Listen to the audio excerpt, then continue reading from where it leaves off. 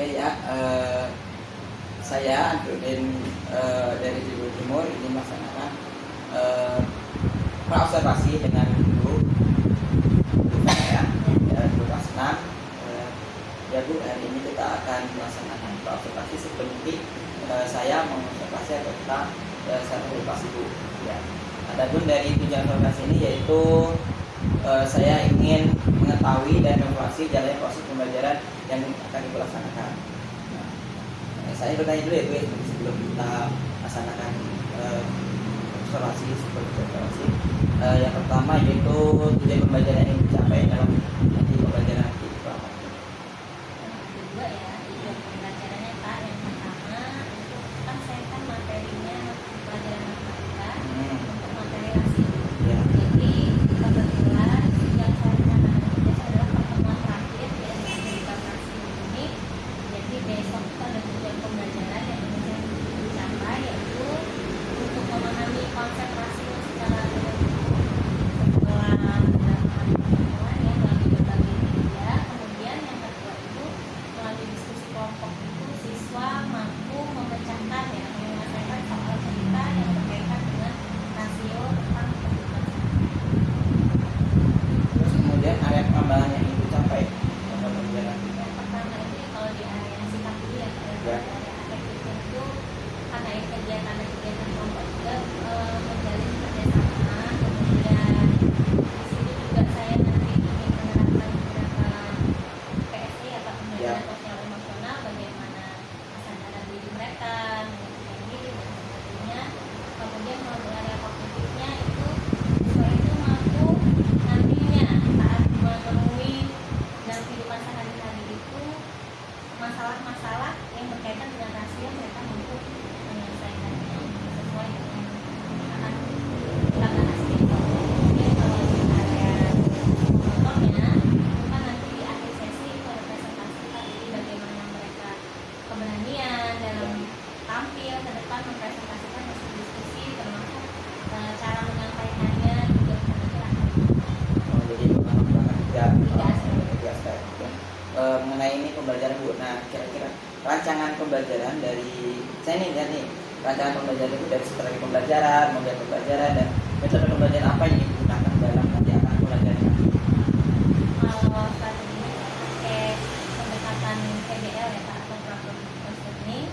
Jelas karena di situ saya menghadirkan beberapa masalah yang berkaitan dengan kehidupan sehari-hari yang nantinya akan didiskusikan. Ya. Kemudian menemukan solusi atau jawaban dari pertanyaan tadi. Kemudian kalau media yang saya gunakan besok, yang pertama saya menggunakan ada kartu soal, kemudian cetak sebagai sumber belajar yang dipakai, kemudian ada juga media realia. Jadi saya besok mau menggunakan aja alat-alat atau benda-benda yang ada di kelas gitu, sebagai contohnya atau spidol atau pulpen, kemudian mahasiswa laki-laki dan siswa perempuan. Jadi media realia juga saya besok ada juga tentang alat satuan waktu ya, supaya anak-anak lebih mudah gitu mengingatnya, karena kan ada juga nanti rasio dengan durasi waktu gitu. Jadi dengan lagu itu mudah-mudahan anak-anak tidak tegang atau tidak begitu serius gitu misalnya. Terus untuk di awal memulihkan fokus anak, saya nanti juga mungkin ada sedikit SBQ gitu Pak. Kemudian mengumpulkan kembali fokus anak, karena besok itu saya merasa itu setelah jam istirahat itu. Terus kemudian untuk model pembelajarannya yang Bu gunakan. Yang modelnya itu saya pakai PDM. Kemudian pelaksanaannya pun nanti saya memantau terus bagaimana anak-anak itu menyelesaikan itu, karena kan kelompoknya memang besok saya buat itu random Pak, bukan berdasarkan gaya belajar atau bukan berdasarkan juga kemampuan kognitif ya. Ya. Saya bentuk kelompoknya itu random. Ada saya pikir ide dari random itu kan bisa tutor sebaya juga. Ya. Jadi berbagai disitulah saya coba dari tutor sebaya, kemudian saya tetap akan mengenal bagaimana anak-anak menyelesaikan masalah-masalah yang ada di dalam. Terus kemudian kapan Bu akan melaksanakan pembelajaran? Rencananya besok Pak, besok itu setelah jam istirahat ya, jam 10 belajar kerja. kelas. Di kelas 6C. Jadi besok saya akan melihat atau observasi ibu belajar di hari Selasa di Bapak Dokter tadi ya, kelas 6C. Mungkin oke, cukup sekian ya ibu untuk observasi ini. Mungkin nanti kita akan observasi lagi setelah nanti ibu supervisi, kemudian nanti akan kita akan ada obrolan lagi dengan pengajar praktik ya. Kemudian kesimpulan apa yang ibu dapat ambil dari ucapan Saya awalnya kan sebelum ada proses ini ya Kak, dari Pak ini bingung gitu, anak-anak di kelas kan memang matematika itu pelajaran yang sulit, apalagi rasio perbandingan gitu, jadi dia harus fokus kepada dua hal yang biasanya cuma satu hal aja mereka tuh bingung gitu loh Kak, ini harus membandingkan dua hal gitu ya. Makanya saya mencoba menerapkan gitu kan dengan pembelajaran diferensiasi gitu, anak-anak nanti bebas pada saat presentasi itu juga nanti akan saya berikan pilihan mau aja nak, mau ditulis presentasinya atau mau disampaikan secara lisan, mana yang nyaman menurut anak-anak. Itu besok akan saya coba. Tapi kalau kelas itu saya visualisasikan di pikiran saya saat ini sih mudah-mudahan berhasil gitu loh Pak. Jadi anak-anak tuh besok tuh sebelum belajar tuh harus saya buat dulu nih biar fokus. Mudah-mudahan sih dengan adanya proses ini ada kebaikan untuk kegiatan belajarnya maupun hasil pembelajarannya, sehingga tujuan pembelajarannya mudah-mudahan semoga berhasil ya dari pembelajaran nanti apa yang kita rencanakan ya. Terima kasih buat waktunya. sama-sama Pak. Coba pulpennya semua ditaruh dulu, duduknya yang tegak, duduk yang tegak, tangannya boleh diletakkan di atas paha masing-masing. Duduknya tegak tapi tangannya jangan terlalu ke belakang ya. Nah, bahunya tegak ya, yang rata tegak, jangan menunduk, tegak. Boleh memejamkan mata. Tuh, coba memejamkan mata semua. Sudah. Tarik nafas yang dalam. Lepas. Tarik nafas lagi. Lepas. Tarik nafas lagi satu kali. Lepas. Oke, boleh dibuka matanya, kemudian dirasakan udah lebih tenang dan yang tadi berlari-lari pas masuk ke kelas lebih tenang. Konsentrasi. Konsentrasi. Konsentrasi. Konsentrasi. Oke. Bukan akan menyebutkan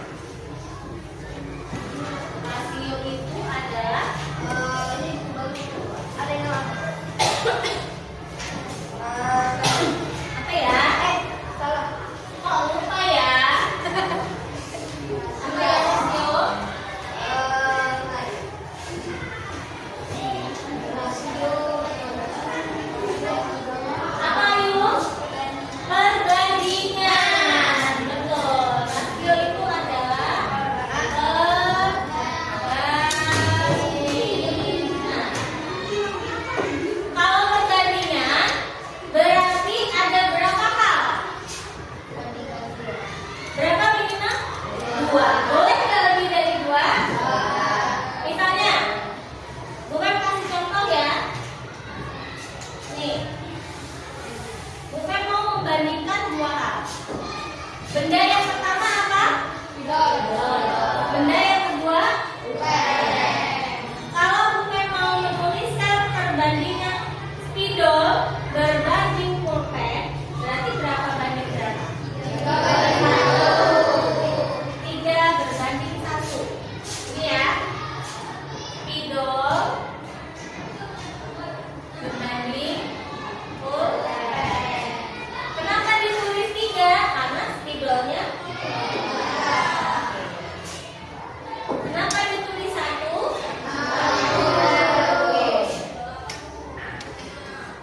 Kalau bukan mau nulisnya pulpen berbanding spidol, berarti perbandingannya tetap atau berubah? Berapa banding berapa? Yang satu ini punya pulpen, yang 3 punya spidol. Oke, ingat berarti. Sekarang kita lihat nah, di halaman 68 itu ada rasio pada durasi waktu. Rasio tadi berbanding. Contohnya begini. Satu orang mengerjakan tugas punya kelas. Misalnya piket nih, siapa yang suka piket tidak tanggung jawab. Ayo, tugas piket kita satu kali kan biasanya berapa orang? 5 orang.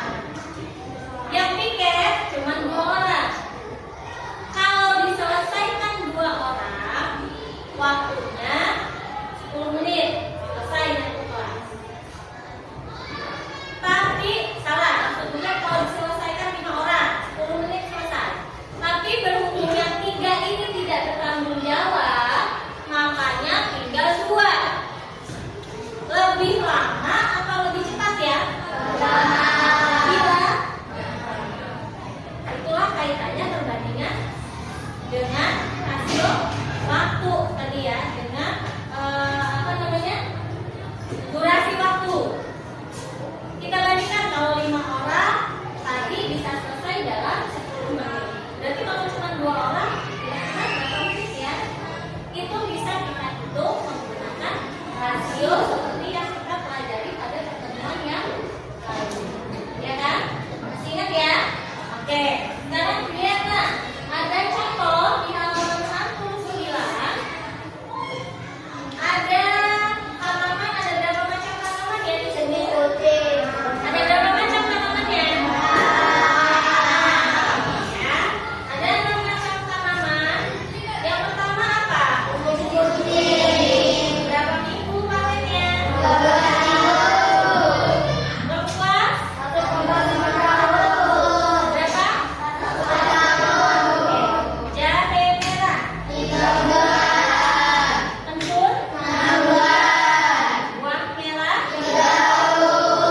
Kemangi? Oke, ada minggu, ada tahun, ada bulan, ada hari. Satuannya kok beda-beda ya, satuan waktunya ya. Ya enggak? Ya enggak? Oke, sebelum kita bahas lebih lanjut, kita lihat, kita jawab sama-sama. Kan ada pertanyaan. Ya, tanaman obat mana yang masa panennya paling cepat? Kenapa kemangi? Oke. Kalau yang paling cepat kemangi, berarti yang paling lama? Buah merah. Berapa lama buah merah? 2 tahun. Yang satu tadi 30 hari, yang satu 3 lagi. Kalau Bunda tanya rasionya, rasio tadi apa? Rasio masa panen jahe merah dan lengkuas dalam bulan. Coba lihat, jahe merah sudah ketemu, lengkuas sudah ketemu. Ada nggak yang berani nulis ke depan pertandingannya? Jahe merah berbanding dengan lengkuas. Perbandingannya. Siapa yang berani tulis ke depan? Lupa semua.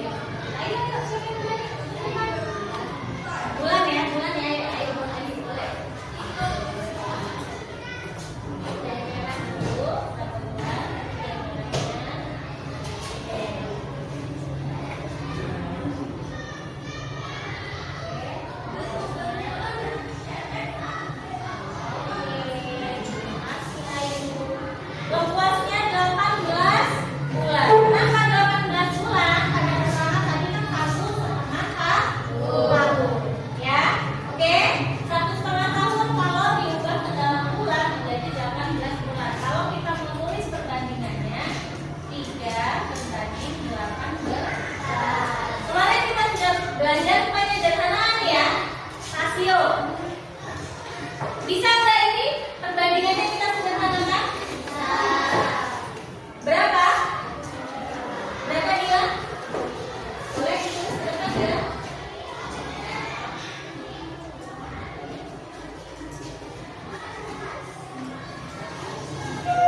Oke, ada yang punya pendapat lain dengan Dila? Ada yang punya pendapat lain? Ada? Sama? Sama dengan Dila jawabannya?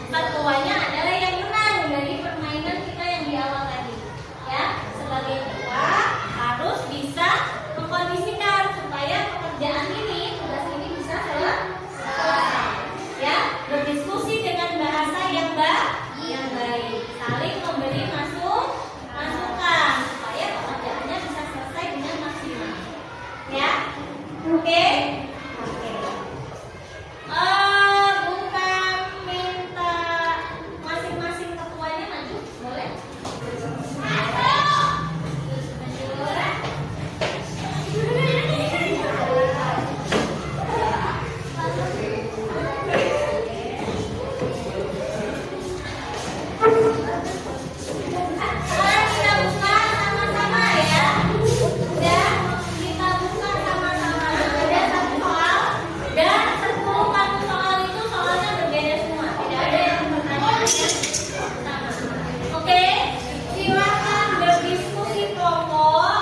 Saya beri waktu 10 menit dari sekarang. Boleh dituliskan jawabannya di bawahnya dengan cara yang menurut kalian paling mudah.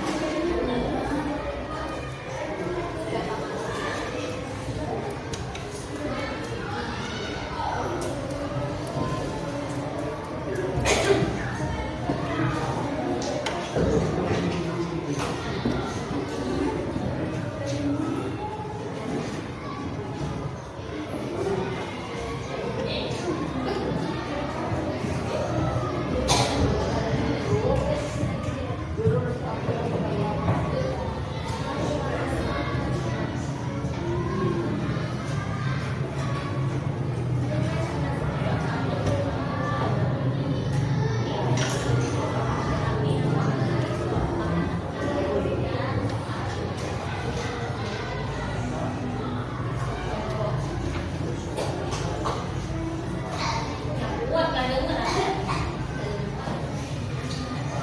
Assalamualaikum warahmatullahi wabarakatuh.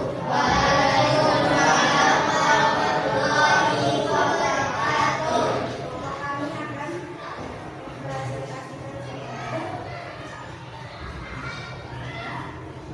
dia membuat sebuah dengan cetakan saya menggunakan dan beberapa buah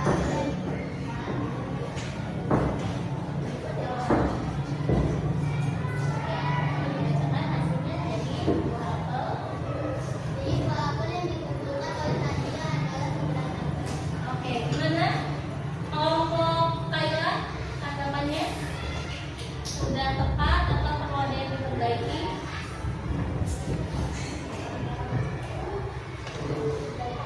Sudah tepat? Oke, berikan tepuk tangan untuk kelompok Thailand.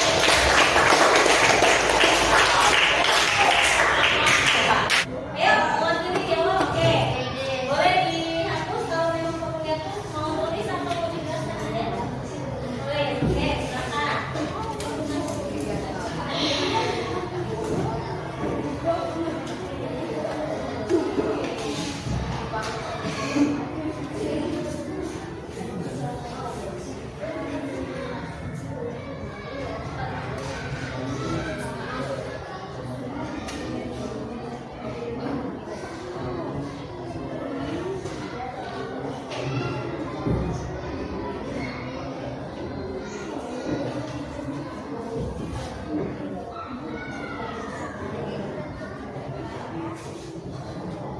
Nathan dan Bayu ya, bersiap menanggapi ya.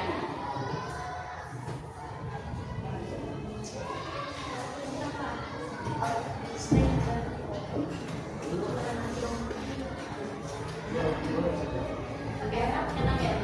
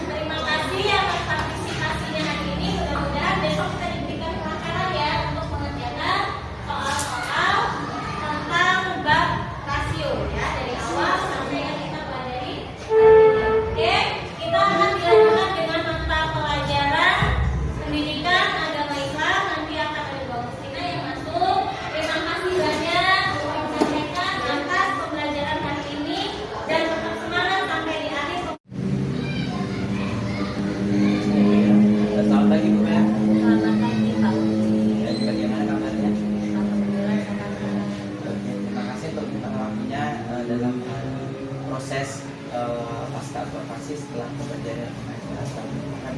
Nah, bagaimana perasaan Bu M setelah melaksanakan proses observasi? Yang pertama saya merasa lega, terus kemudian ada rasa kepuasan tersendiri gitu ya Pak ya, karena yang semuanya berjalan sesuai dengan tujuannya Pak. Jadi lega dan sesuai dengan tujuan pembelajaran.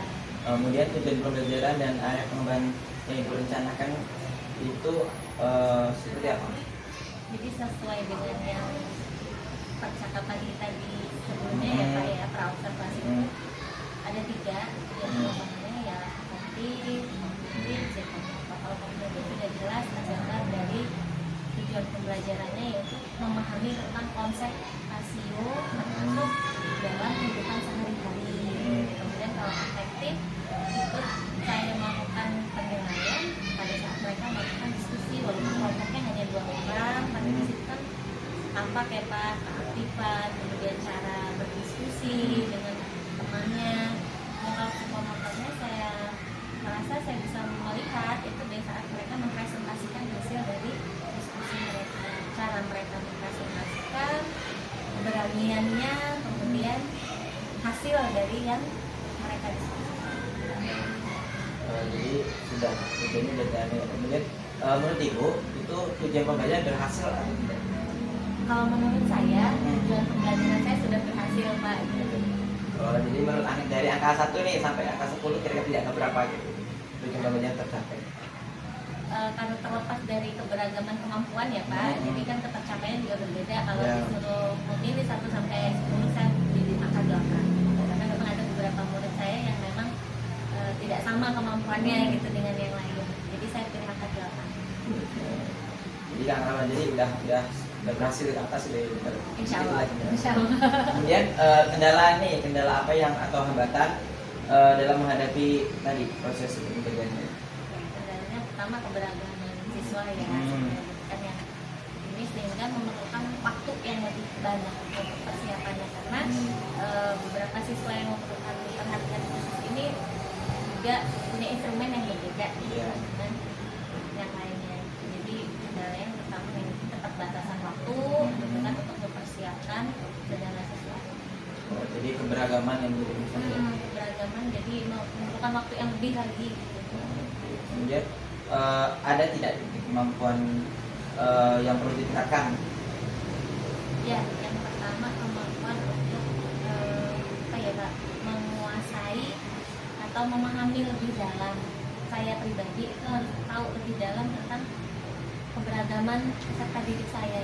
Kalau selama ini mungkin cuma berdasarkan asesmen di awal gitu kan, tapi selama perjalanan ini perlu saya gali lagi gitu Pak. Ini kenapa gitu kok punya hambatan itu tuh kenapa gitu. Mungkin lebih ke belajar bagaimana latar belakang peserta didik gitu. Jadi dia punya hambatan itu tuh alasannya apa gitu. Nggak cuma tahu oh ini hambatannya ini hambatannya ini, tapi lebih ke apa penyebabnya nih sehingga apa nanti harapan saya kalau sudah saya meningkatkan kompetensi itu saya bisa menjalin komunikasi dengan orang tua, jadinya lebih klik lagi prestasi siswa. Jadi lebih ke mendalami karakter ya. Karakter ya. Kemudian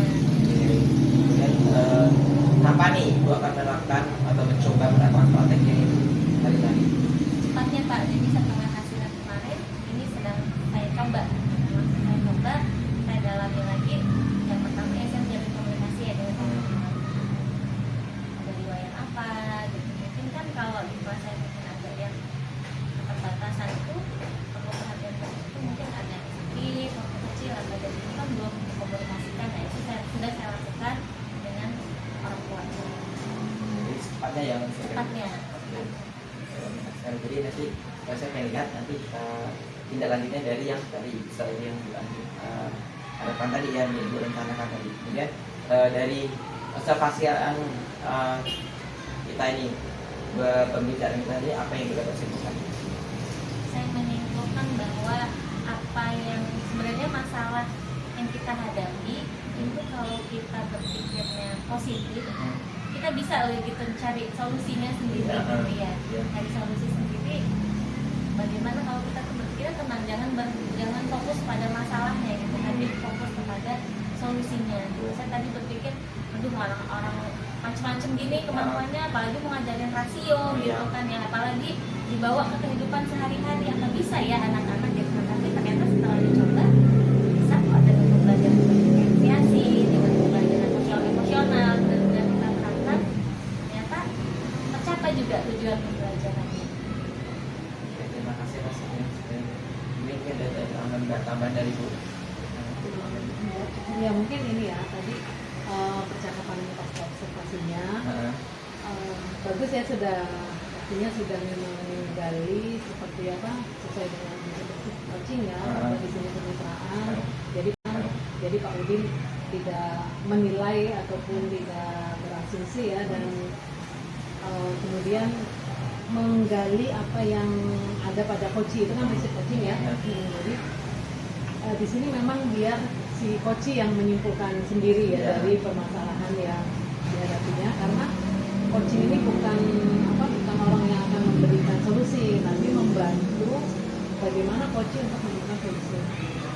Dari yang kemarin pra observasi itu kan Ibu Febri ini mungkin punya tujuan pembelajaran apa yang akan dibawa saat belajar di kelas itu. Awalnya kan pasti ada kendala yang ingin diatasi dan ingin diperbaiki kan, seperti itu. Kemudian maka berdiskusi dengan Pak Udin di observasi, dan diterapkan saat kegiatan observasi. Nah sekarang saat kita observasi sampai Bu Febri bisa menyimpulkan, dan namanya suatu kegiatan ini pasti ada hal-hal yang perlu dievaluasi ya Bu ya. Seperti tadi Bu Febri ini menilai 8, berarti artinya masih ada hal-hal yang perlu ditingkatkan, yang perlu dikembangkan. Nah, itu memang kita kan berproses ya, jadi setiap harinya kita sebagai guru juga tetap masih belajar. Jadi ya sudah cukup, mungkin Pak Udin, kita semua di sini juga saya masih belajar untuk coaching ini juga, karena coaching ini harus banyak latihan ya. Kalau nggak banyak latihan, kita nanti akhirnya terjebak dengan kita menjudge ya, memberikan penilaian, kemudian berasumsi, kemudian apalagi yang sharing pengalaman, akhirnya begitu ya, nanti kalau saya dulu gitu kan, itu bukan, nggak ada ya di coaching. Jadi coaching biarkan coach yang lebih banyak berbicara. Itu ya Pak Udin. Mungkin cukup dari saya. Terima kasih Bu. Terima kasih sampai dari Pak Maria, terima kasih. Sama Pak Udin. Ya. Berapa menit? 8 menit.